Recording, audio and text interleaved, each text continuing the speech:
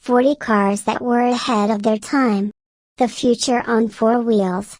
Most new cars are an all too predictable evolution of what came before. But a few break the mold, be it in terms of design, technology or even how they are marketed. Here's a list of cars ahead of their time, in easy to digest A to Z order. Aston Martin Lagonda. Launched in 1976, the Wechtastic Series 2 Lagonda featured a dashboard so futuristic, even the 1980s refused to let it in. Touch-sensitive controls and plasma displays were unheard of in the late 70s. And back then, Aston Martin engineers couldn't WhatsApp NASA for some advice when things, inevitably, went wrong. So, these innovative features were dropped in 1980, but the twin decks and digital instruments remained. Audi A2, the A2, a car so advanced, Audi could launch it today, and it would still feel fresh and relevant. It's hard to believe that it's nearly 2 decades since the lightweight, low-drag and highly efficient aluminium A2 went on a tour of the London Eye, promising to herald the dawn of a new breed of supermenace. For Audi, it was an unmitigated disaster. The firm reportedly lost thousands on every A2 it sold, but the thinking was so far ahead of the curve. We haven't seen anything like it since. Except, maybe, the BMW i3. Chevrolet Corvair, pity the poor Chevrolet Corvair.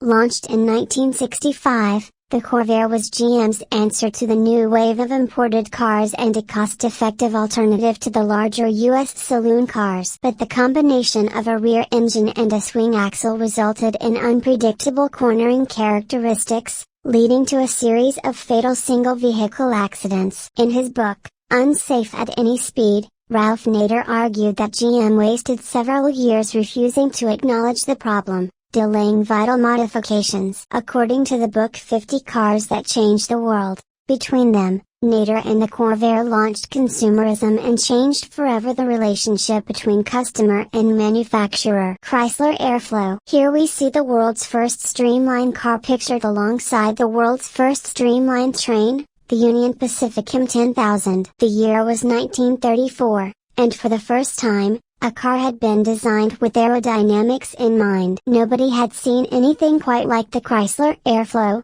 but the combination of its radical design and the effects of the Great Depression resulted in weak sales. Chrysler Turbine Car. How different would America be now if we all drove turbine-powered cars? Ponders Steve Lehto in his excellent book on the Chrysler Turbine Car. It's a fair question, because even today, the idea of jet-powered cars sounds futuristic and exciting. It could run on any fuel that would burn with oxygen, peanut oil, perfume, tequila, for example. How useful would that be in 2020?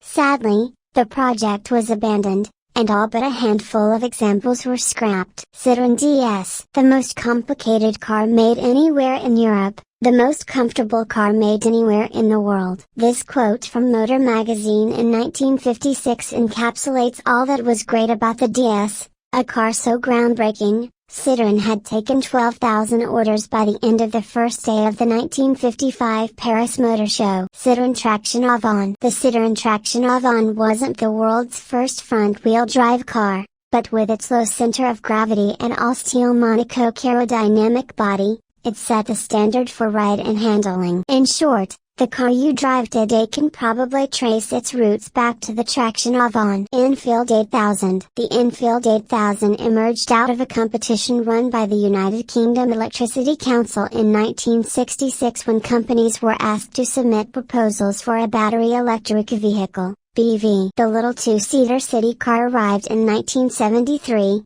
with 120 units built on the Isle of Wight, of which 65 were used by the Electricity Council and Electricity of Boards of Southern England. Pictured is Johnny Smith's flux capacitor, the world's fastest street-legal EV. Ford Sierra. The Sierra proved to be incredibly popular for Ford, but things could have been so different. Mechanically, it might have been similar to the Cortina, but fleet managers and Family Guys were shocked and appalled by the jelly mold styling. Buyers flocked to the Vauxhall Cavalier in their droves, but Ford stuck with it, and the rest of the world played catch-up. Ford Model T. When the Model T debuted in 1908, it was difficult not to be a trailblazer. These were still the car's fledgling years. After all, the Model T stands out because it brought motoring to the masses. It was arguably the world's first affordable car, costing from just $260. It owes its success to the rate of production afforded by Ford's new conveyor belt line. A Model T emerged from Detroit every 93 minutes. To this day,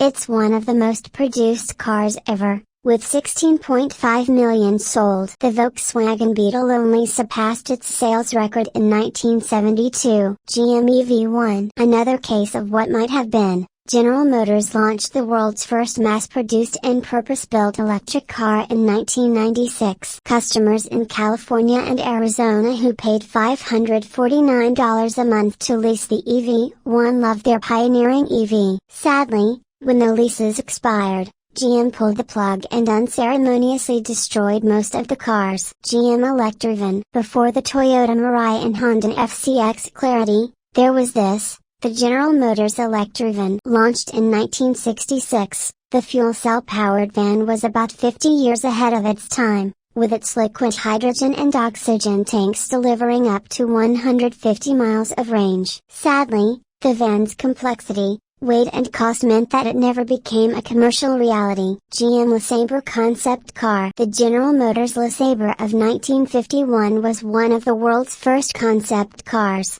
a relatively new idea at the time, with cars built as trendsetters and beacons of the future. As explained by Car Design News, the LeSabre introduced massive proportions, acres of chrome and rocket ship styling. For a while, this was the personal car of Harley Earl, GM's design chief. Honda Insight. Today, hybrids are commonplace, but things were different at the turn of the millennium. Along with the Toyota Prius, the original Honda Insight pioneered the concept of hybrid technology, with power sourced from a 3-cylinder 1.0-liter VTEC engine combined with an integrated motor assist, IMA. As much as 83.1 miles per gallon could be achieved on a combined cycle, although you can expect less in the real world. Jensen FF. Boasting Italian styling and American power, the Jensen FF was advertised as the world's most advanced car. Beneath the skin, the FF featured anti-lock brakes and four-wheel drive, with the latter developed by Ferguson Research over the course of many years. The Audi Quattro may have delivered all-weather traction to the masses, but Jensen got there first in the late 1960s. Lamborghini LM002. Decades before Porsche launched the Cayenne,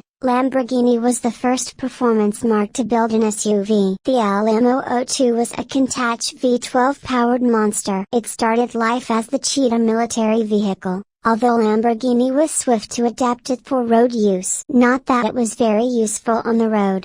Built between 1986 and 1993, the Lambo sold just 300 units. Just 10 years after the LM002 went out of production, an SUV would prove to be Porsche's savior. Lamborghini Miura. Some would argue that the Lamborghini Miura was the world's first supercar, but this alone wouldn't be enough for it to secure a place in a gallery focused on cars ahead of their time. Besides, there are other candidates for this crown. No, the Miura is here thanks to it being the world's first mid-engined road-going supercar. Lancia Mega Gamma. Unveiled in 1978, the Ital design Lancia Mega Gamma was way ahead of its time, built when monobox MPVs weren't a thing. Based on the Lancia Gamma, Giugiaro's concept featured a flat floor and a tall body to maximize space, with 5 doors and 5 seats. 4 years later, Nissan launched the Prairie, with the MPV gaining universal appeal in 1984, with the launch of the Chrysler minivan and Renault Espace. Land Rover Series 1. Conceived by the Rover Company in 1947, the Land Rover was envisioned as a lightweight utility vehicle for the masses. It was a road-going car with the field-hopping credentials of a tractor, in the silhouette of the Willys Jeep. Cars capable of driving off-road were nothing new, but with the Land Rover, a boxy, utilitarian legend was born. Lotus Elite. Colin Chapman's first road car made low-volume sports car production a reality and featured the world's first glass fiber monocoque, built by Bristol Aircraft. The Lotus Elite was beautiful, aerodynamic and dynamically perfect. Sadly, although the Elite was ahead of the curve, Lotus was still playing catch-up, and the pretty sports car left many owners high and dry. Lucas Jaguar Prometheus. This might appear to be a slightly grainy photo of a 4.0-liter Jaguar, but it's actually a semi-autonomous vehicle. From 1994, Lucas partnered with Jaguar to build a car with a highly advanced computer system and millimetric radar, delivering the kind of driver assist systems we take for granted. The technology included adaptive cruise control, collision warning, lane guide centering and automatic emergency braking. Matasimca Rancho. It might look like a full-fat 4x4, but the Matasimca Rancho was about as useful off-road as that Matchbox Super Kings diecast model you probably owned as a kid. At the time, the press couldn't understand the appeal of a front-wheel drive 4x4 look-alike, but the buying public disagreed, and some 56,700 Ranchos were built before production ceased in 1985. Today, the soft roader or crossover is commonplace, but things were very different 4 decades ago. Mazda Unos Cosmo. Back in the early 90s, this was Mazda's Mystic Meg, a glimpse into tomorrow's world. As a result, the Unos Cosmo was packed with the latest tech, complete with a touch-sensitive computer and the first twin-rotor Wankel engine. But the big news was the world's first in-car GPS navigation system, featuring a roof-mounted antenna and an ability to pinpoint the car's position to within 50 yards. Mercedes-Benz 300 SL. Was this, in fact, the world's first supercar? The Mercedes-Benz 300 SL made its debut at the New York International Motorsports Show in 1954, a fitting venue for a car built at the request of MB's U.S. importer, Max Hoffman. It had everything: a motorsport pedigree, undiluted performance, unique styling and those famous gullwing doors. The sports car of the future has become a reality, said Road and Track in 1955. Mercedes-Benz CLS. Many low and sleek 4 doors came before the Mercedes-Benz CLS, not least the Aston Martin Lagonda at the head of this list. But the Merc put a name to the banana shape. It was the first 4-door coupe. Previewed in concept form in 2003, it was a hit when it went into production in 2005, and rivals Audi, BMW and Porsche swiftly followed suit with the A7, 6 Series Grand Coupe and Panamera.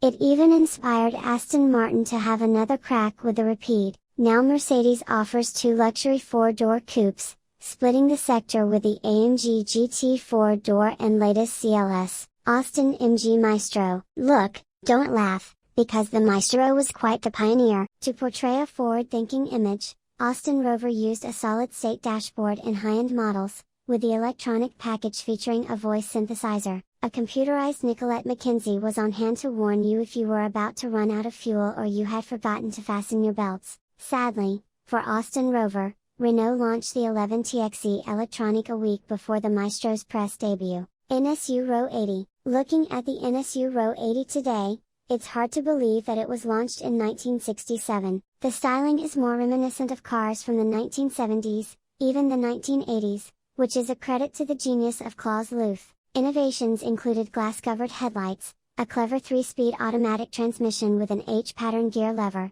and a body with a drag coefficient of just 0.36. Sadly, the rotary engine was hopelessly unreliable, with NSU replacing hundreds of engines under warranty. Peugeot 401 Eclipse. The world's first retractable hardtop appeared in 1935 with the launch of the Peugeot 401 Eclipse. It was the result of a collaboration between French coach builder Portu and Peugeot's Paris dealer, and 79 examples were built. The idea was about 2 decades ahead of its time, with Ford launching the Fairlane 500 Skyliner in 1957. Pontiac Aztek. You might not like the challenging styling, and that's your prerogative, but the Pontiac Aztek dared to be different and said to car manufacturers that it's okay to be gawky in left field. Without the Aztek, we might not have seen the likes of the Nissan Juke, Toyota CHR and Honda Element. Furthermore, Pontiac went to town with the whole lifestyle thing, long before marketers realized the potential of pushing the weekender message. Porsche 959. The Porsche 959 couldn't have been more different to its arch-rival, the Ferrari F40. While one represented the present, and indeed, a nod to 40 years in the business, The other was a tantalizing look at the supercar of the future. Porsche developed an all-wheel drive system that could provide excellent traction while dealing with the problems associated with pushing the car to the limits. The current crop of all-other Porsche models owe a great deal to the 959 Range Rover. The Range Rover wasn't the first luxury off-roader, that honor belongs to the Jeep Wagoneer, but it transformed the Land Rover brand and inspired countless copycats. Spin King's hose down original might be far removed from the super posh Range Rover of today, but its impact on the segment cannot be underestimated. Renault 16. The hatchback wasn't a new idea, but the Renault 16 of 1965 was the first upmarket family car to feature a tailgate. It also featured a highly flexible boot, which, thanks to the sliding, folding and removable rear bench, could be organized in 6 different layouts. In 1966, it was named Car of the Year, beating the Rolls-Royce Silver Shadow into second place. As an aside, the Renault 16 was the first French car to feature a French-built automatic transmission. Renault Espace. If the Chrysler minivan championed the MPV in North America, the Renault Espace did the same in Europe.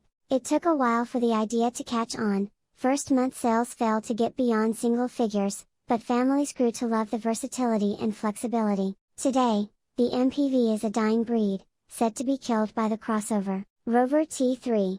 In 1950, Rover unveiled the Jet 1, a two-seater car powered by a gas turbine engine. Rover became involved with the development of jet engines during World War II and joined forces with BRM to build a gas turbine car for the 1963 Le Mans 24-hour race. Early models were based on the Rover P4, but the T3 of 1956, pictured, was the first car specifically designed to house a gas turbine engine. It was ahead of its time, but for the jet-powered car, the future never came, despite Chrysler's best efforts. Sinclair C5. Some might say that the C5 was ahead of its time, but it's doubtful that a tricycle traveling at snail speed in the company of Arctics would be allowed on the road today. It would face the same construction and use troubles impeding the decidedly more brilliant Segway, which isn't allowed on the road either. Harsh, but probably fair.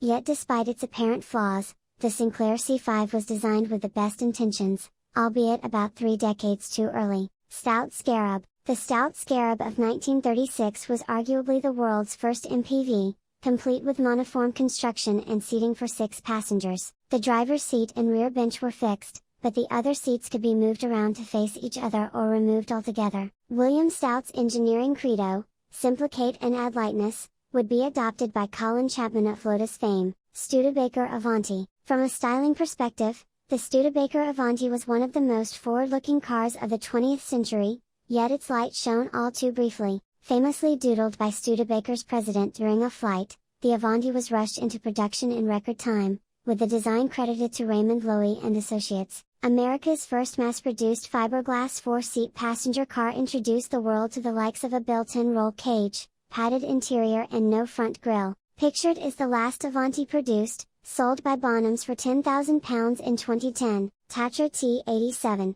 The Tatra T87, it's like a refugee from an alternate timeline of a world that never happened. Being around a T87 makes you feel like you live in a world that split off from ours somewhere in the early 30s, and continued on to this utopia of gleaming, benevolent, elegant machines and avoided all of the horrors of the Depression and World War II and all that mess. Wonderful words by Jason Torchinsky on Jalopnik. Toyota RAV4. Toyota claims to have single-handedly created the compact sports utility vehicle segment with the RAV4, and there's little doubt that the original car successfully combined the chunky looks of a 4WD vehicle with car-like dynamics. Underneath the lifestyle-led body, you'd find a Corolla, while the mechanicals were lifted from the Camry, Carina and even the Celica GT4. In its earliest form, the 2.0-liter 16V RAV4 could give a hot hatch a run for its money. Tucker 48. Preston Tucker assembled an all-star cast and the largest factory building in the world to bring the Tucker 48 to market. History will recall that, while the project was ill-fated, the Tucker 48 had the potential to be a hugely successful car. Not only did it look magnificent, it also featured the likes of a central headlight that swiveled when cornering, disc brakes, a pop-out windscreen, a rear engine and a padded dashboard. Pictured is Preston Tucker's personal car, which sold at an RM Sotheby's auction for just shy of $1.8 million, £1.3 million. Well, that's all, folks. Hey, that's my line. Step aside, babe. Let a star do this. That's all! That's all, folks!